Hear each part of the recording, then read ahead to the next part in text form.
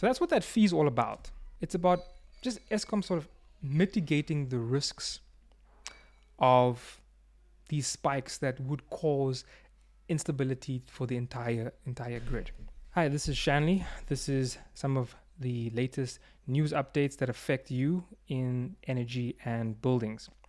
First off, I'm going to go into the IRP 2025. So last week, the IRP 2025, that is the Integrated Resource Plan, was presented by the Minister of Electricity. Though we call it an Integrated Resource Plan, the IRP in short, it's an electricity plan that seeks to address 3 issues.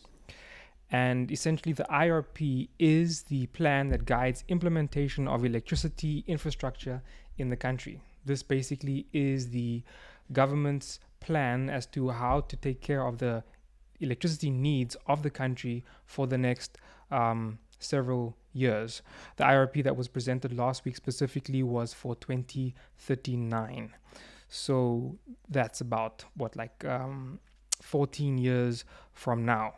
And essentially, the IRP informs the support that government will provide. So, for example, the IRP would include, the previous IRP, let's say a 2010 version of the IRP would have included the renewable energy allocation leading up to a certain point.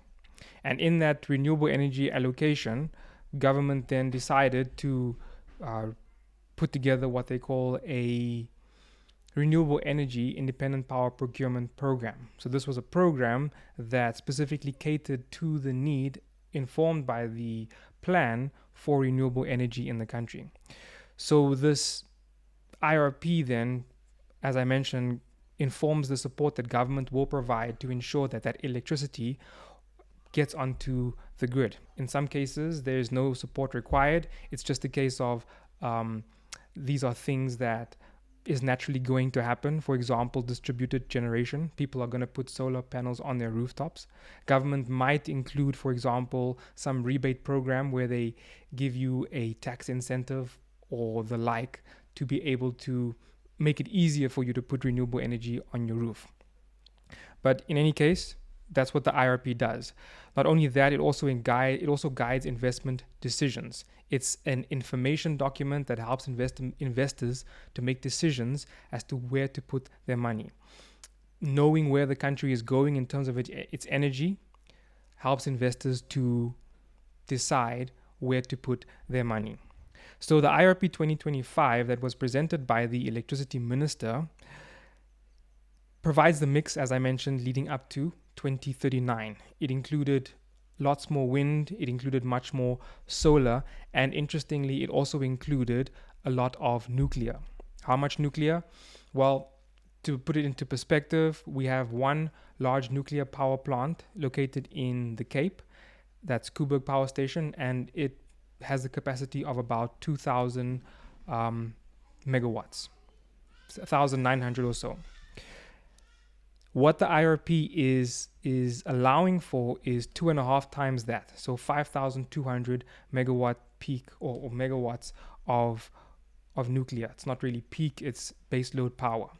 And so government then will, because of this plan, government will put together programs that will assist the implementation of that amount of nuclear leading up to 2039.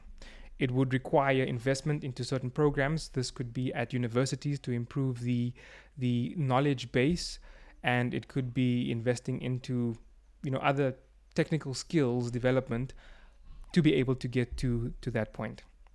Now, I must be honest, on my side, I don't have much faith in government or in the country actually achieving this amount of nuclear. The reason I say this is because nuclear is one of those technologies that require a large organization to come together, to put together funds, to put together the plan, the designs, everything. A lot of players need to come together to implement something like a nuclear power plant. And history has shown us in this country that it's very difficult for large organizations like Eskom to be able to put together a large plant. I mean, look at our Kusile power plant, look at Medupi. These power stations took really long to put together, and even when they did come online, there were some issues. So I don't have much faith in us achieving that amount of nuclear. I do see another route.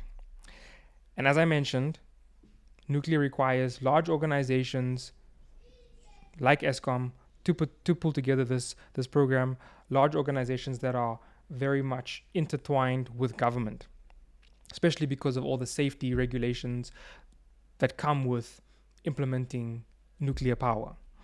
What I do see rather happening is the solar and wind far exceeding what was indicated or planned for in the IRP. Solar and wind, much more easier to implement, much more quicker to implement, much more easier to find offtake agreements.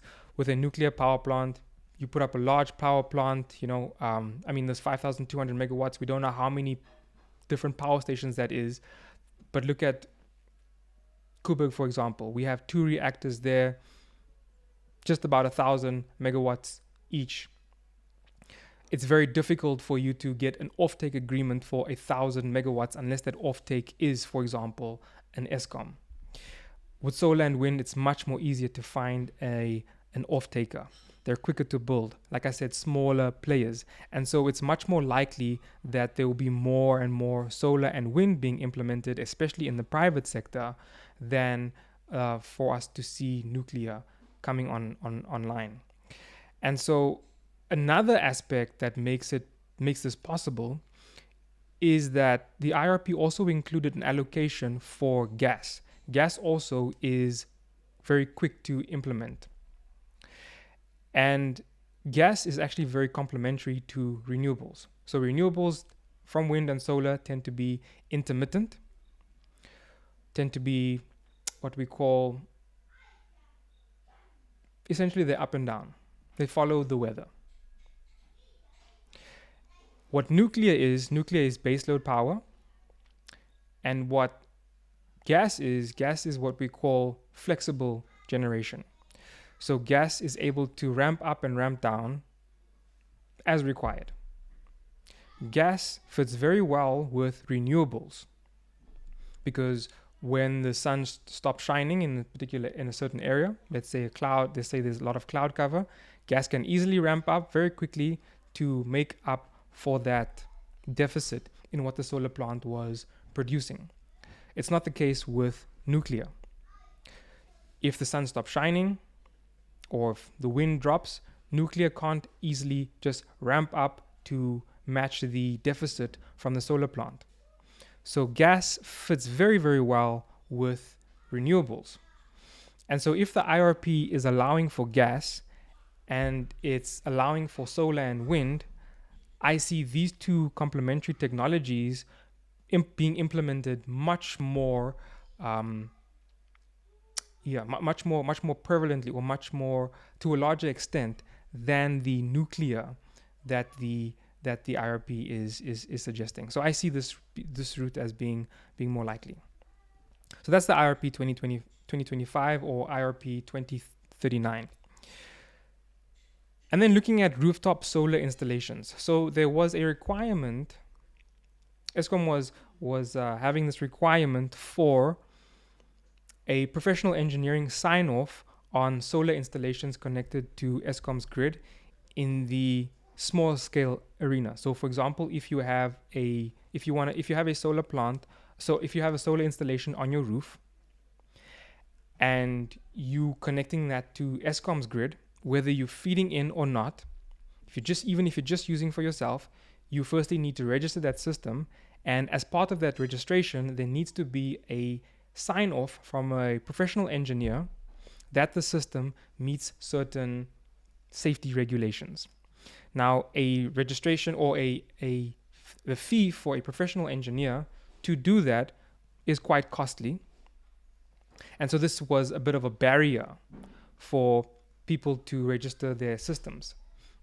Also, it seemed a bit unnecessary since electricians were already doing solar installations and already issuing COCs or certificates of compliance for these solar installations. So why would you need this additional level of safety?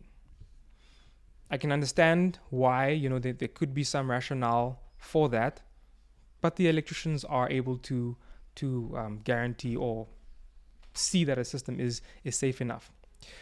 And that's exactly what happened. It's no longer required. Eskom has now said that that fee is no longer required. And all that's necessary is that COC, for example, from a qualified electrician. And so the registration process can take place without having to pay this fee for a sign off from a professional engineer, making the registration process much cheaper. So registration is still required, 400 kilowatt system or less. And really, just to understand the purpose of this registration, Eskom needs to understand how much solar power is connected to their grid. The reason for this is Eskom supplies power, everywhere, most places, almost everywhere where we have power, Eskom is supplying that power. And if there's a large amount of solar connected to the grid, during the daytime, that solar is going to ramp up and the demand on Eskom would go down. But suppose then that there's cloud cover, a lot of cloud cover, and suddenly there's now this large dip in power supplied to homes. And in connection to that, there's also now this quick spike in power requirements from Eskom that Eskom needs to supply. Eskom needs to be able to plan.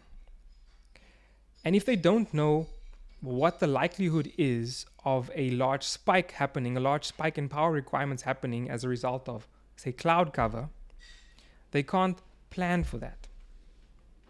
And if they can't plan for that, it puts the entire grid at risk. And so this is the reason for registration. Now, attached to that is, of course, this fee that's still lurking. This fee that you would have to pay because your system is connected to the Eskom grid.